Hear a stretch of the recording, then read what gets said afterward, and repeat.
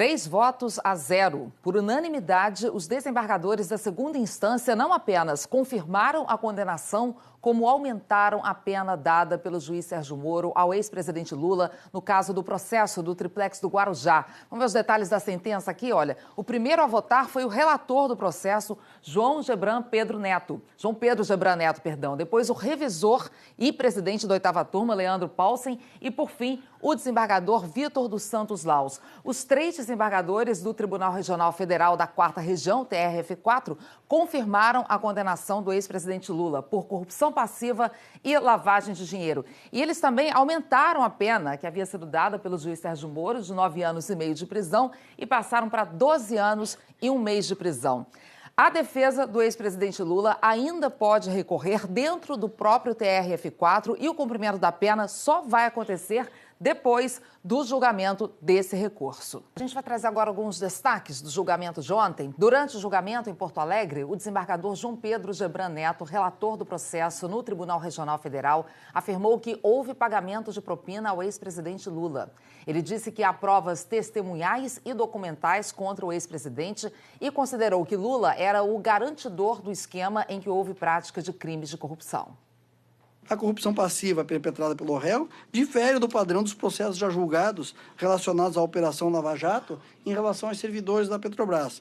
Não se exige a demonstração de participação ativa do Luiz Inácio Lula da Silva em cada um dos contratos. O réu, em verdade, era o garantidor de um esquema maior que tinha por finalidade incrementar de modo subrepetício o financiamento de partidos, pelo que agia nos bastidores para a nomeação e manutenção de agentes públicos em cargos chaves para a organização criminosa. É possível afirmar um juízo de certeza quanto à ocorrência desses fatos e o contexto em que se deram os crimes de corrupção ativa e passiva. Há prova acima de razoável de que o ex-presidente foi um dos articuladores, se não o principal, do amplo esquema de corrupção. As provas aqui colhidas levam à conclusão de que, no mínimo, tinha ciência e dava suporte àquilo que ocorria no seio da Petrobras. Há prova documental e testemunhal a respeito da participação do grupo OAS, representado por seus principais dirigentes, no esquema de corrupção para direcionamento na contratação da Petrobras e no pagamento de propinas a agentes políticos e políticos, nos casos especial dos autos, a dirigentes do Partido dos Trabalhadores e, em especial, por ordem e determinação ou orientação do presidente Lula como mantenedor/fiador desse esquema de corrupção.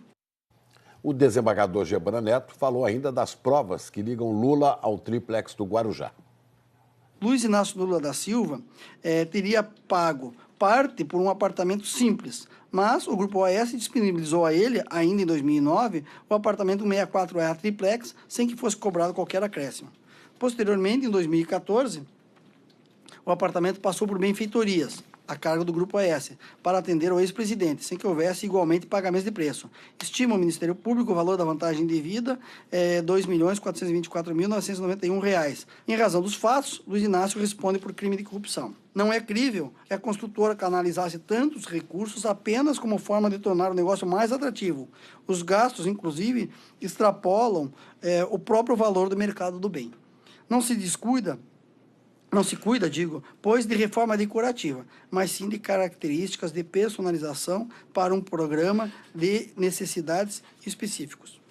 Sobre a titularidade do triplex. Para além daquilo que já restou exposto, há outros elementos que confirmam as declarações prestadas por correios, testemunhas e colaboradores. Para além da prova material, até aqui referida, a prova oral indicando que o apartamento 174, posteriormente modificado para o 64A, estava reservado ao ex-presidente. E mais, a prova indica que os recursos necessários para o pagamento da diferença entre aquilo que inicialmente foi adimplido pelo apelante e por sua esposa, agregado com as reformas, foram arcados pela OAS. Sobre a transferência, transcrevo um trecho de depoimento de Léo Pinheiro, que em perguntas da defesa reafirmou que a transferência ou a entrega das chaves não ocorreu exatamente porque Léo Pinheiro foi preso em novembro de 2014. De um lado tem-se o corrupto, de outro lado tem-se o corruptor.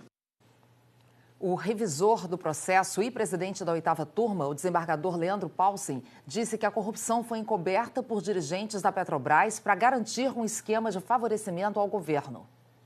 Essa prática das empreiteiras seria cobertada por dirigentes da Petrobras, nomeados e mantidos nos cargos justamente para que percentual desses contratos retornasse na forma de propina aos partidos políticos e às pessoas a eles vinculadas, dando lastro financeiro às atividades partidárias, assegurando apoio ao governo e enriquecendo os corruptos. Se espera de quem assume tal cargo uma conduta correta, um exemplo, uma postura de servir ao país e não de servir-se deste. O cometimento de crimes de corrupção por um presidente ou ex-presidente em razão do cargo, além de constituir uma violação seríssima à ordem jurídica, torna vil o exercício da autoridade. Submeter a conduta de um presidente ao crivo da censura penal torna presente o que bem destacou o magistrado de primeira instância ao finalizar sua sentença. Não importa o quão alto você esteja, a lei ainda está acima de você. O julgamento é realizado por juízes togados, com formação e experiência para atuar com equidistância e imparcialidade e orientado pela estrita aplicação do direito ao caso concreto mediante criteriosa análise dos fatos. Aqui, ninguém pode ser condenado por ter costas largas, nem ser absolvido por ter costas quentes. Relativamente à autoria e à culpabilidade de Luiz Inácio Lula da Silva, o vínculo de causalidade entre a sua conduta e os crimes praticados é inequívoco. Luiz Inácio agiu pessoalmente para tanto, bancando quedas de braço com o Conselho da Petrobras, forte na condição de presidente da República, e foi muito oportuna a transcrição trazida pelo relator, mais uma vez refiro, em que ameaçou substituir os próprios conselheiros caso não fosse confirmada a indicação. O último desembargador a votar, Victor Laus, disse que Lula, como mandatário do país, tinha que ter tomado providências contra o esquema de corrupção.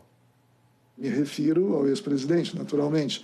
Ou seja, Sua Excelência, em algum momento, perdeu o rumo. A verdade era essa.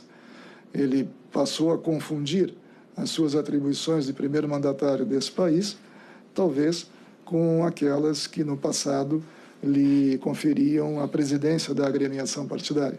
Evidentemente que de Sua Excelência era esperada uma postura absolutamente diferente, ou seja, ciente dos fatos que aconteciam em seu entorno, deveria ter tomado providências, nós sabemos disso. Assim não o fez, assim ficou em silêncio. E, para além disso, como demonstrou a situação da unidade habitacional, auferiu proveito dessa situação.